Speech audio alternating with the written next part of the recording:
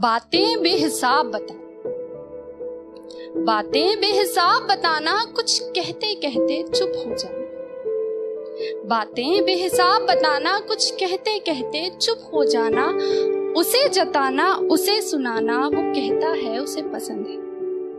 उसे जताना, उसे सुनाना, वो कहता है उसे पसंद है।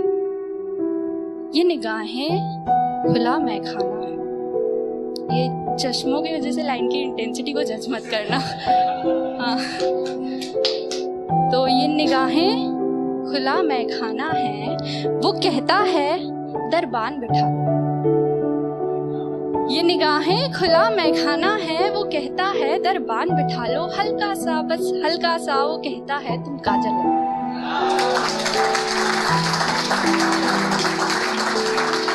हल्का सा, बस हल्का सा, वो कहता है तुम काजल लगाओ। वैसे ये मेरा शौक नहीं, पर हाँ उसे पसंद है। दुपट्टा एक तरफ ही डाला। अब ये मैंने आपको बताया था कि प्लीज उस गलतफहमी पे यकीन मत करना, ये सिर्फ एक कोइंसिडेंस है। तो दुपट्टा एक तरफ ही डाला है।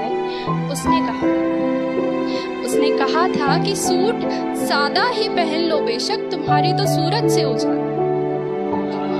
सूट सादा ही पहन लो बेशक, तुम्हारी तो सूरत से उजाला है। तुम्हारे होठों के पास जो दिल काला है, बताया था उसने उसे पसंद है।